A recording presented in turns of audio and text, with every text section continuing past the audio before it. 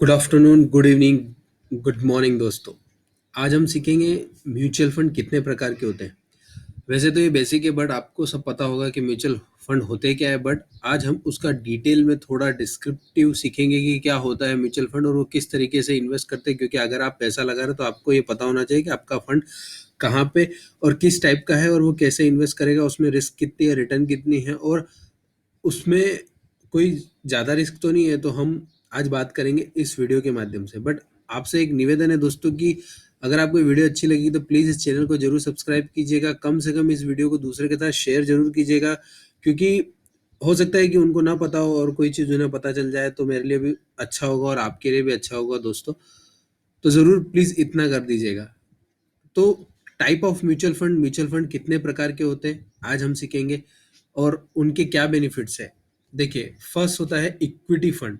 दोस्तों, equity fund एक ऐसा फंड होता है जो कि पूरी तरह से प्योरली स्टॉक में इन्वेस्ट करता है।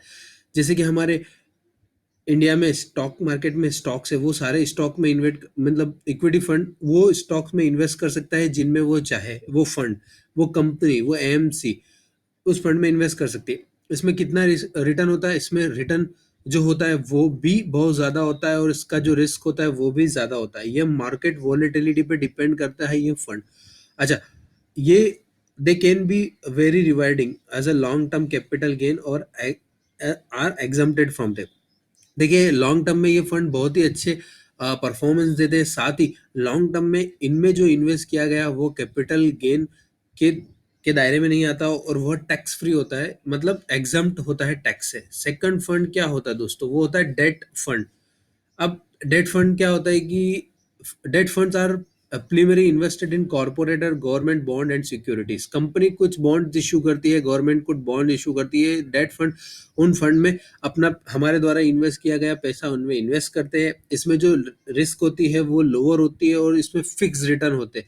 और investment can be short term period और लॉन्ग टर्म पीरियड। इसमें शॉर्ट टर्म पीरियड के लिए और लॉन्ग टर्म पीरियड के लिए इन्वेस्ट किया जा सकता है। अच्छा, हम इसमें इंडेक्सिंग बेनिफिट और लॉन्ग टर्म इन्वेस्टमेंट करके अपना सेव टैक्स से, मतलब टैक्स को सेव कर सकते हैं। थर्ड है दोस्तों balancing fund. Generate high income from equity and steady return from the डेप्ट। मीन्स क्या हुआ कि इसमें बैलेंस फंड में ऐसा होता है कि फॉर एग्जांपल 70% फंड इन्वेस्ट करता है इक्विटी में और 30% इन्वेस्ट करता है डेट फंड में।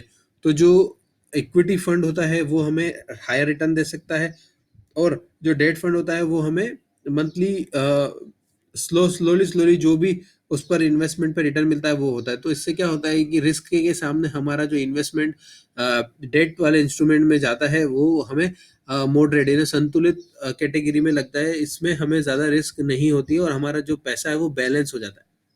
And fourth the indexing fund. अभी आपने ईटीएफ सुने होंगे, जैसे एक निफ्टी ईटीएफ होता है, वो इंडेक्स फंड होता है। इसमें जो 50 कंपनी होती है वो ये फंड उस इंडेक्स फंड में इन्वेस्ट करता है। फॉर एग्जांपल अगर 1% अगर हमारा इंडेक्स डाउन हुआ तो वो फंड 1% डाउन हो सकता है। यह एक तरीके से इंडेक्स को रिप्लिकेट करता है। और साथ में ये जो होता है they do not have aggressive मोडिनोडेट।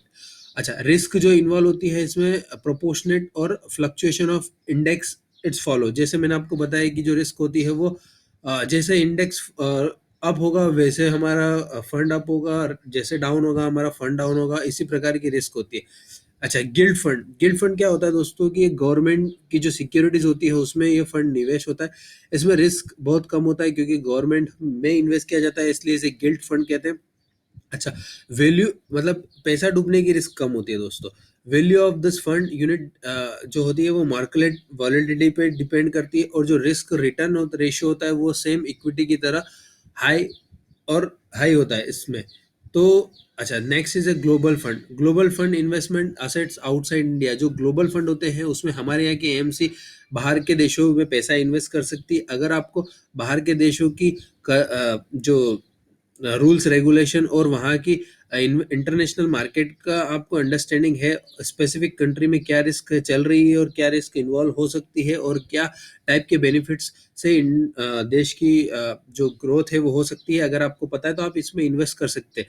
और ये एक वन काइंड एक हमारे फंड को दूसरे देश की में इन्वेस्ट करने का एक तरीका होता है जिसे हम ग्लोबल फंड कहते हैं।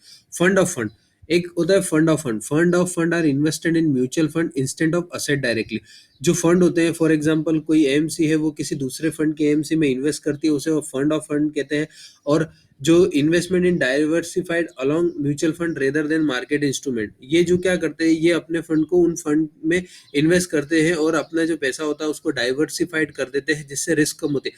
जो परफॉर्मेंस का जो इस फंड का जो परफॉर्मेंस होता है, the performance and the return will be an average of the all of mutual fund. जो भी 100 रुपया एग्जाम्पल हमने इन्वेस्ट किया अलग अलग कंपनी के एएमसी के फंड ऑफ फंड में, तो जो भी रिटर्न आया वो इस फंड का एवरेज परफॉर्मिंग होता है और वही एवरेज रिटर्न होता है। दोस्तों अगर ये वीडियो अच्छी लगी तो प्लीज इस चैनल को सब्सक्राइब कीजिएगा। मैं आपके उज्जवल भविष्य की कामना करता हूँ। साथ ही आप ग्रो करें, हम ग्रो करें, हमारा देश ग्रो करे, इसी भावना के साथ धन्यवाद।